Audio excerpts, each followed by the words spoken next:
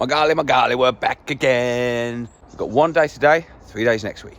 Today, Ryan is doing all the edging, window border edging, all that kind of stuff.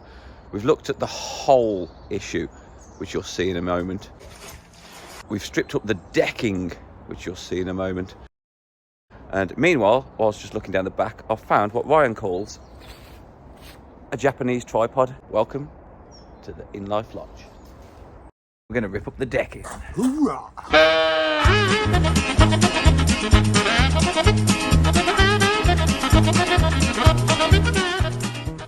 We found a hole. I can only imagine it's part of the old swimming pool. What is it? We have a well. Make a wish. What are we going to do? Ryan! Any ideas what that is? I've never seen anything like that before in my life. Mains powered multi-use pump. You want to pump the water out? Well, I think we should. Courtesy of Midland Ductwork, Mr. Mark Harper has lent us his personal private sucking tool. I think Harper's robbed this off Mr. T. Let's get a suck in, see what's down the well. So there did used to be a swimming pool under this entire area, if you've missed any of the other videos. So either at the bottom of the swimming pool there was a drain, like a manhole sort of drain, or... That's on blow. Put it on suck. Or it's just like a soak away. That's why we're gonna, once we suck the water out, we can send pictures to our drainage expert Nathan, and he can let us know what's going on. I'm going down. Yeah, there's a hole there, look. If I can get down quick enough before it fills back up. I don't know if it's a hole or if it's a crack. Oh, it stinks. It stinks down there. Does it? Oh. Luckily, my friend Nathan is a drainage expert. We have Nathan, that you might recognise from if you subscribe to the other channel, Wilderfit, where we do a lot of biking. In a hole. And he's the happy brummy in a hole. Cooper's just standing around looking cool again. Building a pile. The pile's getting bigger, we're going to need 12 skips. I'm back to my original to sump. Okay, and what's a sump in layman's terms? Sump? It's just low point where water goes to, effectively. Isn't it something on a car that holds oil? Yeah, the low point. Okay. So, yes, we kind of think that's a sump then. All the groundwater is going off here, off that, off everywhere, coming to the low point, which is obviously the swimming pool, and it needs to go somewhere. Now you've got a proper building down here, we need to get rid of the water. The suggestion is, IBC, put a pump in that when it gets to a certain level with a float on it, it'll start pumping and pump it to the closest manhole. At the moment, that's at the front of the house, long way, and I was trying to explain, if you ever try to blow through a tube, it's about that long, you can do it quite easy. But you start trying to blow one that goes to the end of the garden, you haven't got enough power to do it. Same with the pump.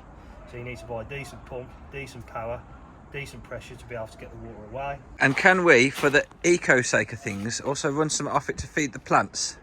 Yeah, I mean you can do irrigation systems. Once you've got water in one place, the whole point is you're controlling as much as you can, you know, of the water. The more you get from all these different buildings, the more water you're going to have, the more you're going to want to do something with. The other thing you could probably do is start using things like a recycled toilet, so you can buy toilets that actually run off recycled water. You're probably at the lowest point of your property, so this is where all the water's going to come to, and unfortunately you've got to make it go the opposite way, and everybody knows water don't flow uphill unless you make it, and that's what you need to do. Cool. Or we just build a well over it and throw some coins down there. The electricians are coming today to do the final, hopefully, final fix and give us some electricity. So the guys now are laying the big ass cable from the front. Give me 2 seconds, I'm just getting in the bush. And Jay's getting in the bush. Getting in the bush. Bye-bye, have a nice time. Yeah, I'll see you next year. Do I have to pay rent if I live in it? You can do. Like the crack fox off the Mighty Boosh. I'm a foxy man. I'm an electrician, get me out of here. Yeah. I'm the decision maker today.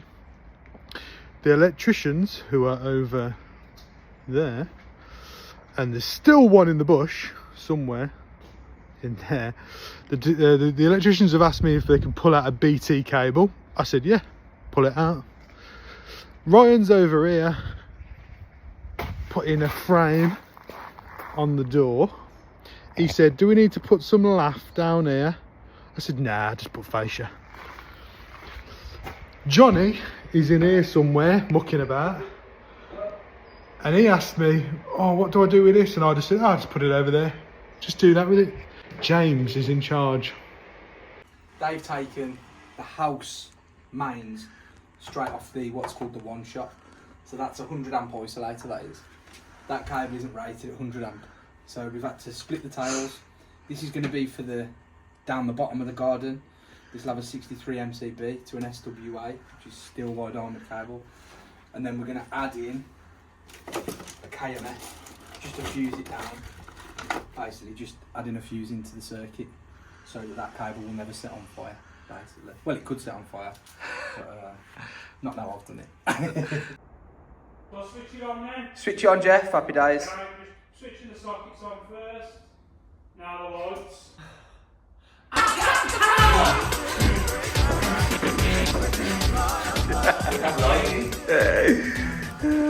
Let's have a look outside. Beautiful. Look at that. Oh. inLIFE design.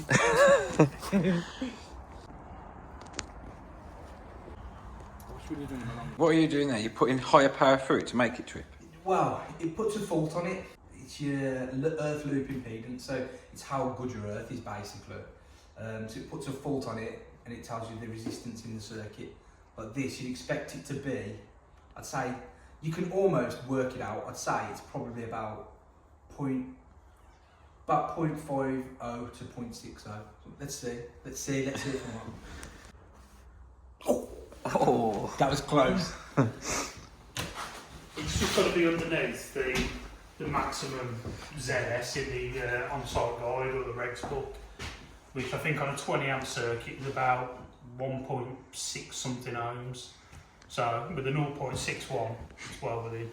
It's like me talking like coding and computers to you. Yeah, exactly. I'm just smiling and nodding. It's testing the RCD, this one is, so I'll just turn this on. So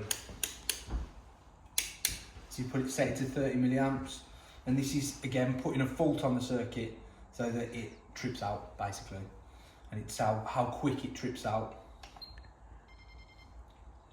You've got to switch the socket on. Oh yeah, sorry. Got to switch the socket on. I heard that go, yeah. That's got to trip out within 300 milliseconds. So that's tripped out at 29.1 milliseconds. So it's well within. Did you count that in your head? I thought you had some Rain Man skill then of counting in milliseconds. You know when you get a new car or new mountain bike, if you're a mountain biker, sometimes you just got to go out and look at it. Well, that's what I had to do, just come and look at it. Well happy. In the next episode, we've got 3 solid days leading up to Christmas to try and finish everything. Stay tuned. This is inLIFE Lodge.